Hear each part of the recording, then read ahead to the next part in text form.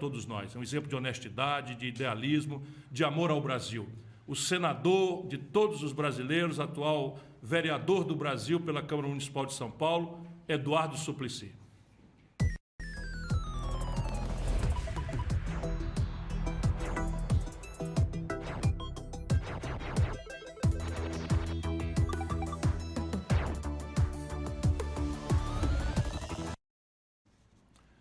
Meu caro senador, boa noite. Está conosco por aí? Eu estou... Está me ouvindo? Eu estou lhe ouvindo bem. Estou lhe ouvindo bem. Está se cuidando, meu estimado amigo? Estou cuidando, sim. Faço meus exercícios 3 vezes por semana, aula de ginástica. No último sábado, dei uma corrida de 3 quilômetros no Parque Ibirapuera, de 27 minutos. Correndo um pouquinho, mas você sabe que eu tenho um compromisso de ainda, se possível, ver realizada no Brasil, instituída para valer, a lei da renda básica de cidadania, que eu tive a honra de, aqui está o meu livro, Renda de Cidadania, a saída pela porta, e onde está a lei sancionada no dia 8 de janeiro de 2004, e quem assina a lei que institui a renda básica de cidadania por etapas a critério do Poder Executivo, começando pelos mais necessitados, como fazem o Bolsa Família, agora o auxílio emergencial e outros, são os seguintes: presidente Luiz Inácio Lula da Silva, ministro da Fazenda Antônio Palocci Filho, Nelson Machado, que na época estava como ministro do Planejamento, e Ciro Ferreira Gomes, que era o ministro da Integração Nacional. Eu também quero, aqui nesta oportunidade, agradecer, por exemplo, quando em 2007 eu lancei o meu livro, Um Notável Aprendizado, desde os tempos do boxe até o Senado, lá na Livraria Cultura, aqui em São Paulo, na Avenida Paulista. Eis que Ciro Gomes aceitou ter um diálogo comigo muito especial, muito produtivo, e algumas vezes, e também eu tive a oportunidade de, em Fortaleza, no Ceará, termos um diálogo sempre muito respeitoso e produtivo. Então, eu quero agradecer que você me mandou o seu livro, Projeto Nacional, O Dever da Esperança, que eu tenho lido com atenção,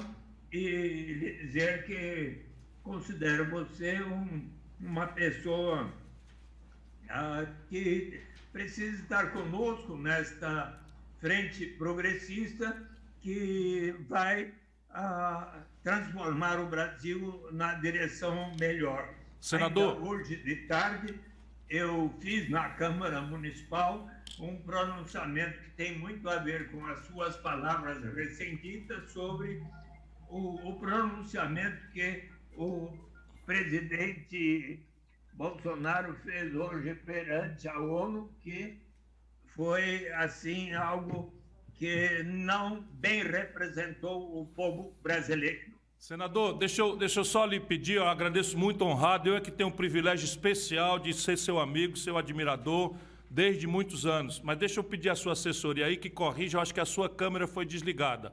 O áudio foi publicado, mas a sua câmera foi desligada. E eu queria, senador... A câmera foi desligada? A câmera, só a câmera, o áudio saiu bem. Então, pronto. Ótimo, agora estamos no ar de novo. Deixa eu lhe pedir uma coisa que é preciso, porque isso é uma história de vida, de dedicação sua. Vamos explicar para quem nunca ouviu falar o que é a renda de cidadania, ou a renda básica universal. Faça de conta que nunca ninguém ouviu falar, porque eu preciso muito que o Brasil saiba que o senhor deu a sua vida inteira por essa luta e que essa é uma luta que nós não podemos mais adiar a execução dela. Muito bem. Agradeço muito. A renda básica de cidadania é o direito de toda e qualquer pessoa não importa a sua origem, raça, sexo, idade, condição civil ou mesmo socioeconômica, de participarmos da riqueza comum de nossa nação através de uma renda que, com o progresso do país e as possibilidades orçamentárias, serão suficientes para atender às despesas essenciais de cada pessoa, com alimentação, com educação, com saúde e tudo o que for necessário. A ninguém será negado. Mas como assim? Até para o Ciro Gomes, para o Pelé, para a Xuxa, para o Bolsonaro, para o mais bem-sucedido empresário brasileiro, para o Eduardo Suplicy? Sim, só que, obviamente, nós que temos mais, colaboraremos para que nós próprios e todos os demais venham a receber. Assim, a ninguém será negado. Que vantagens há em relação aos programas de transferência de renda? Primeiro, eliminamos inteiramente qualquer burocracia envolvida em se ter de saber quanto cada um ganha no mercado formal, isto é, na carteira de trabalho assinado, ou em qualquer atividade que façamos. Por exemplo, se uma mãe toma conta das crianças da vizinha e no dia seguinte recebe um trocado, faz uma compra na feira, não precisa registrar. Eliminamos qualquer estigma ou sentimento de vergonha da pessoa precisar dizer: olha, eu só recebo tanto, por isso mereço tal complemento de renda. Não é preciso declarar. Também nós eliminamos o chamado fenômeno da dependência, que acontece quando se tem um sistema que diz: quem não recebe até certo patamar tem direito de receber tal complemento. E a pessoa está por decidir: vou ou não iniciar essa atividade que vai me render esse tanto. Mas se eu iniciá-la, receber esse tanto, e aí vem o governo, me retira o que eu estava recebendo naquele programa, eu talvez desisto e entro na armadilha da pobreza ou do desemprego. Mas se todos recebermos da renda básica em diante, sempre haverá o estímulo ao progresso. Será mesmo? Será que não vai estimular a ociosidade? O que é que vamos fazer com aquelas pessoas que têm uma tendência inavegável à vagabundagem? Será mesmo? Pensemos um pouco em nós, seres humanos, nas mulheres e nos homens. As mães, quando estão amamentando seus bebês, qualquer horário do dia, da noite, da madrugada, com todo amor e carinho. Nós, pais e mães, quando estamos cuidando da boa alimentação, desenvolvimento de nossos filhos, sempre com todo amor. Quando nossos pais e avós são mais idosos, precisam da nossa atenção, ali estamos. Nas igrejas de todas as denominações, nos centros e diretórios acadêmicos, ali nas associações de bairros, quantos não estamos lá sempre tratando de ajudar a comunidade? A Constituição brasileira assegura o direito à propriedade privada, o que significa que aquela pessoa que detém a propriedade de uma fábrica, de uma fazenda, de um título financeiro, de um restaurante, de um hotel, esta pessoa tem o direito de receber os rendimentos do capital na forma de juros, lucros, aluguéis. Será que ela precisa necessariamente comprovar que esteja trabalhando, que suas crianças e adolescentes estejam indo à escola? Não. Então, se asseguramos aos mais ricos o direito de receber tais rendimentos sem aquelas condicionalidades, por que não estendemos a todos, ricos e pobres, o direito de todos participarmos da riqueza da nação como um direito à cidadania? É uma questão de bom senso. Mas qual é, querido Ciro Gomes, a maior vantagem da renda básica de cidadania?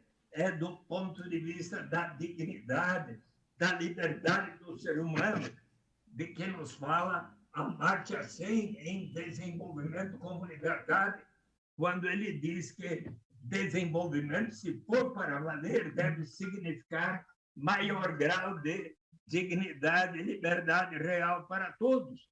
Então, para aquela mulher que, às vezes, não tendo como dar de comer em casa para suas crianças, para a sua avó, resolve vender o seu corpo ali na praia de Fortaleza ou aqui no Parque da Luz, ou aquele personagem do jovem,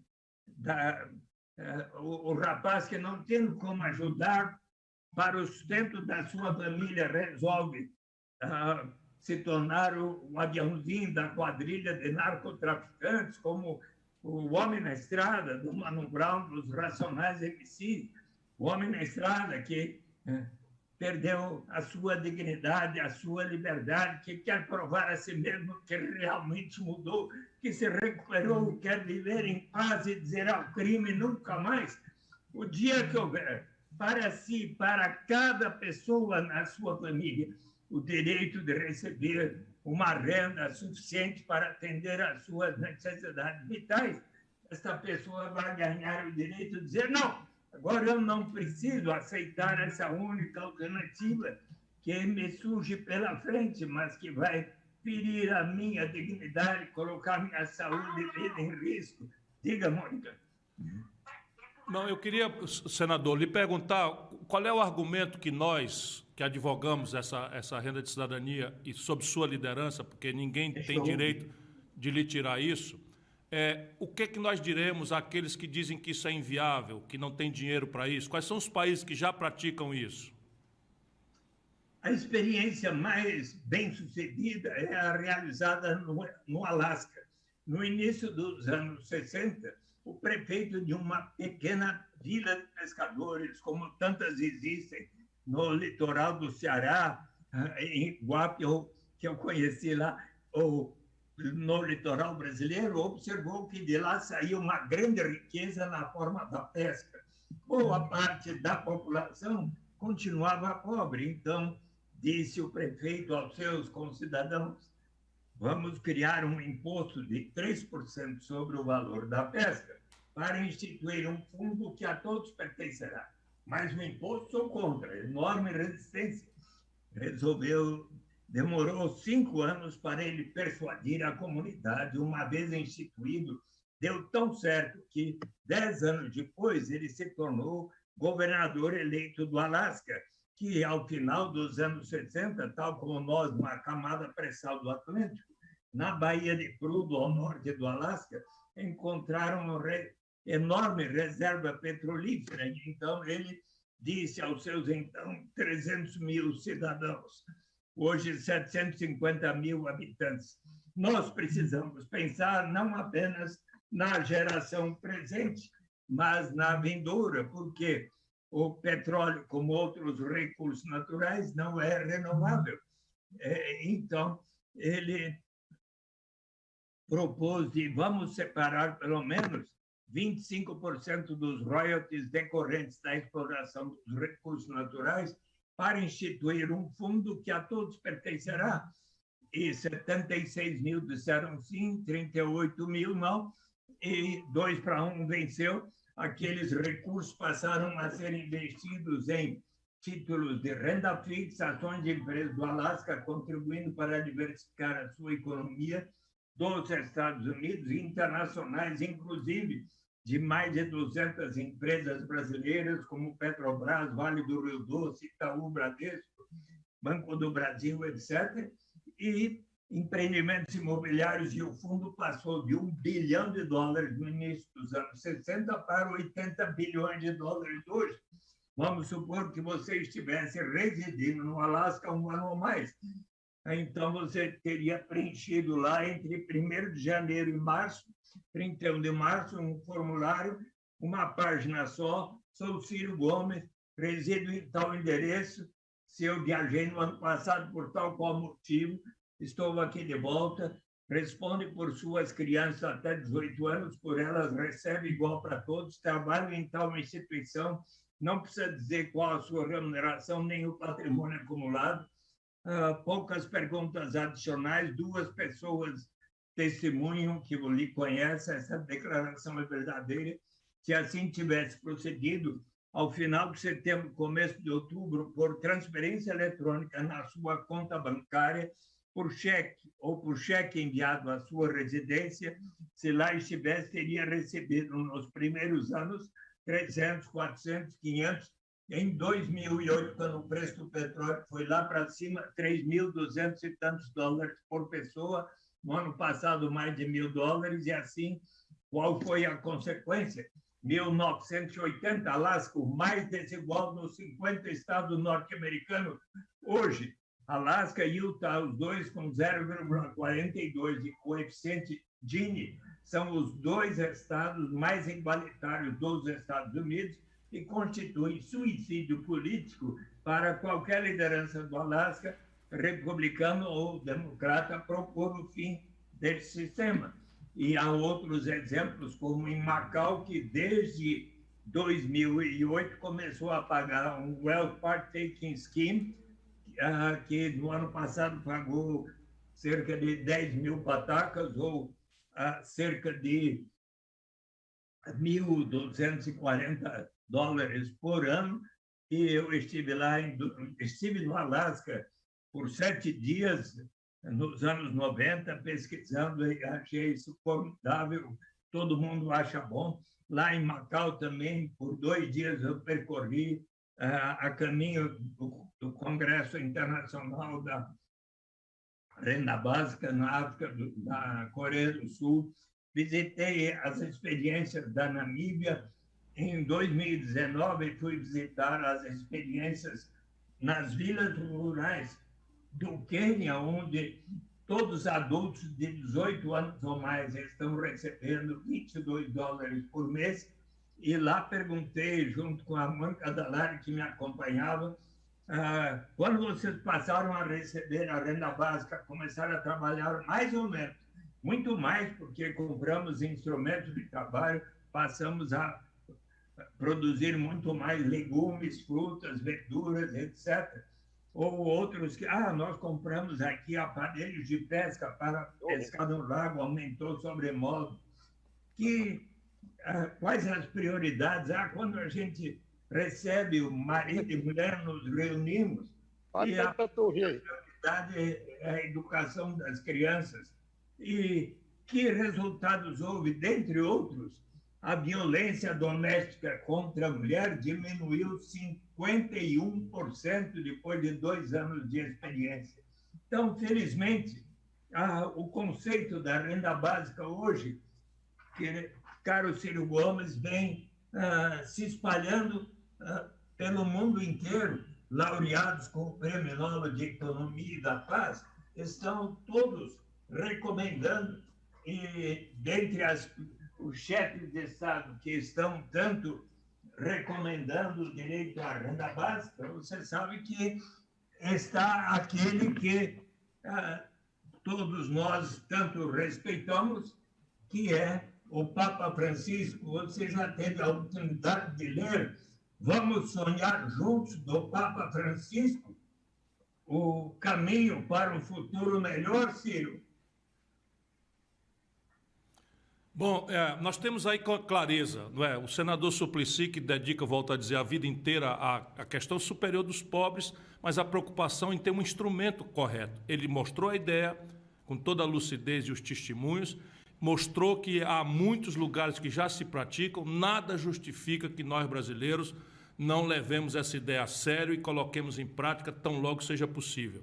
E os mecanismos de financiamento, que certamente é a dúvida dos céticos, passam desde a ideia de um imposto de renda negativo até fundos como esse que ele descreveu do Alasca, em que derivativos econômicos são trazidos para reforçar o financiamento de um programa de renda mínima.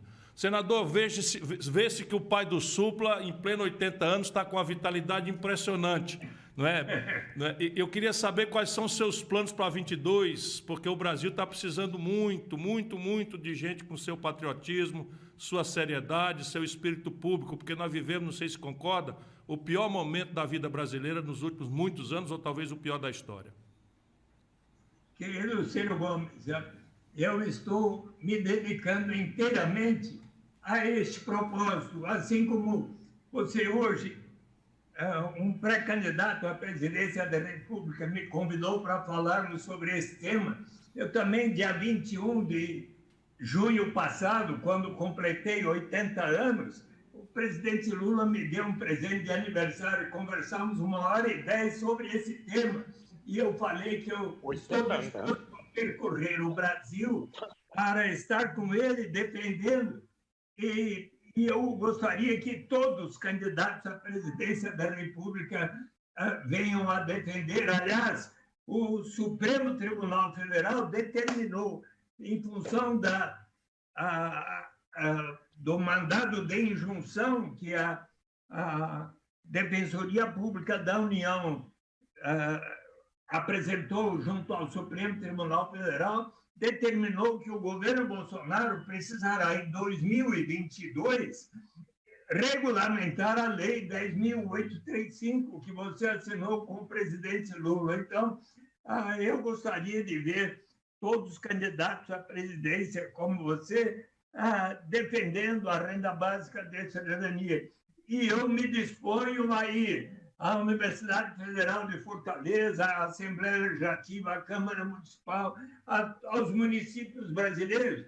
Eu estou sendo recomendado, Eduardo, pelo amor que não precisa você ser candidato, você agora tem uma missão, defender a renda básica de cidadania, e eu quero combinar com Deus que me dê a saúde suficiente para ver aplicada no Brasil, com o seu apoio, a renda básica de cidadania de maneira universal. E quando eu penso naquela mulher que na semana passada morreu na fronteira do México com os Estados Unidos, eu fico pensando, o dia que do Alasca até a Patagônia tivermos uma renda básica de cidadania para todos os países das 3 Américas, não precisará mais haver muros que separem as fronteiras, tais como os Estados Unidos construíram em relação ao México, e vendo pessoas do Haiti, da Venezuela, atravessando fronteiras, cada um vai ter a possibilidade de viver com dignidade e liberdade real nas 3 Américas. É o que eu gostaria de ver. E, felizmente, querido, se me permite, posso concluir com as palavras do Papa Francisco? Sem dúvida, Eduardo, sem dúvida. Página 143. Reconhecer o valor do trabalho não remunerado para a sociedade é vital para repensarmos o mundo pós-pandemia. Por isso, acredito que seja a hora de explorar conceitos como o da renda básica universal, também conhecido como imposto de renda negativo. A renda básica universal poderia redefinir as relações no mercado laboral, garantindo às pessoas a dignidade de rejeitar condições de trabalho que as aprisionam na pobreza, daria aos indivíduos a segurança básica de que precisam, eliminando o estigma do seguro-desemprego, e facilitaria a mudança de um trabalho para outro, como cada vez mais os imperativos tecnológicos do mundo trabalhista exigem. Políticas como essa também podem ajudar as pessoas a combinar tempo dedicado a trabalho remunerado com tempo para a comunidade. Veja com que espírito de humanidade e de cristianismo, solidariedade, que o Papa Francisco nos transmite essa proposição.